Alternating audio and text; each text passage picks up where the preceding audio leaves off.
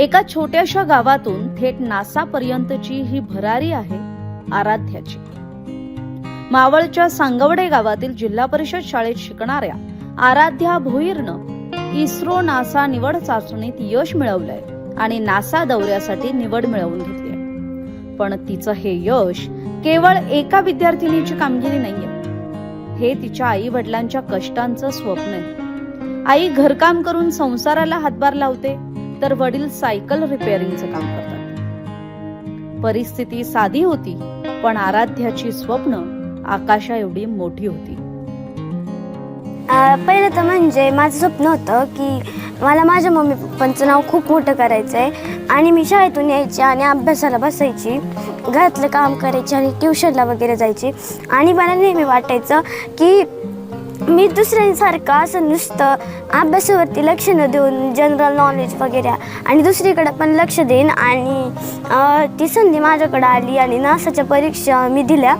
आणि पहिली परीक्षा मी दिली, दुसऱ्या परीक्षेला माझ्या पालकांचं वगैरे सगळ्यांचं सहकार्य होतं आणि माझ्या पप्पांनी मला मळवलीला नेलं. तिथून पण कम्प्युटरवर परीक्षा देऊन मी पास झाले आणि इंटरव्ह्यूला गेले. आणि इंटरव्ह्यूला पहिला नर्वसनेस वाटलं, पण नंतर मी छान इंटरव्ह्यू दिला आणि मला विश्वासच बसत नाही की मी असं काय बोलले की माझी निवड नासात झाली. आणि मला खूप चांगलं वाटतंय की माझी एका खेडेगावातून मुलगी थेट अमेरिकेला चालली. मला खूप छान वाटतंय. मेन म्हणजे माझे दोन्ही पालक म्हणजे माझे आई वडील दोघं पण कामाला जातात आणि कोणत्याही मोठ्या कंपनीत न जाऊन ते एकदम साधं काम करतात. आणि मला त्यांच्या कष्टाचं चीज करायचं होतं, म्हणून मी माझं हे ध्येय गाठलंय. आमच्या आर्थिक परिस्थिती चांगली नसून माझे दोन्ही आई वडील कामाला जायचे, घरी कोण नसायचं. मी शाळेतून यायचे, काम करायचे आणि अभ्यासाला बसायचे. आणि मग नंतर माझी छोटी बहीण तिच्याकडे पण लक्ष द्यायला लागायचं अधूनमधून. आणि तरी पण मी वेळ काढून अभ्यास केला, शाळेचा अभ्यास केला आणि नासाच्या परीक्षेचं देखील खूप तयारी केली. आणि मी आज इथपर्यंत पोहोचलेले.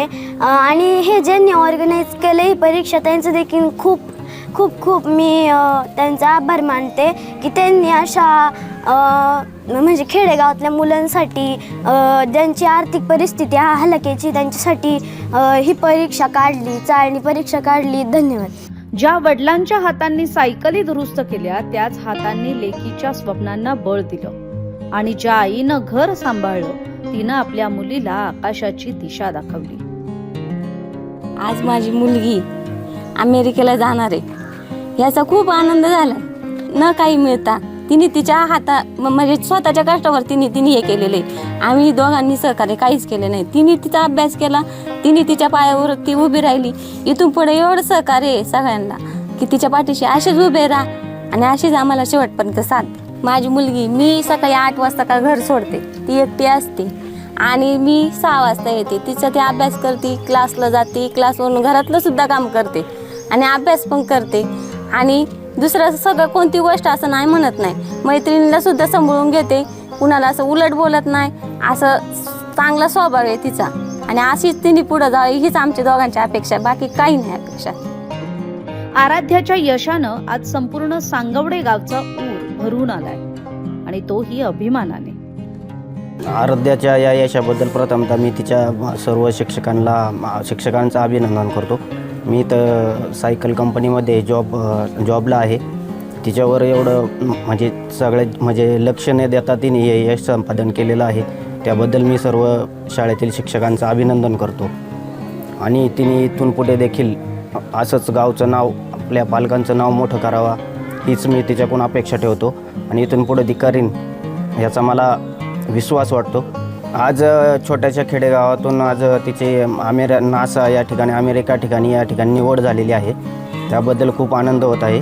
आणि तिने गावचं नाव डायरेक्ट थेट नासा स्पेस सेंटर अमेरिका इथे घेऊन गेल्याबद्दल मी तिचं अभिनंदन करतो. आर्थिक परिस्थिती बेताची असून देखील मुलगी स्वतः तिच्यावर म्हणजे अभ्यास घेण्यासाठी लक्ष देता येत नाही आहे, तरी ती देखील ती स्वतः अभ्यास करून या तिथपर्यंत पोहोचली.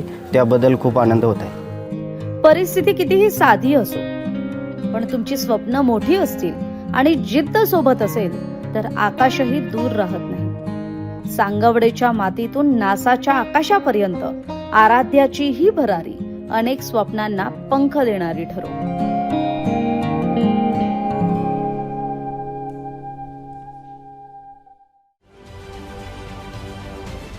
महाराष्ट्रातील सर्व बातम्यांचे विश्वासार्ह व्यासपीठ,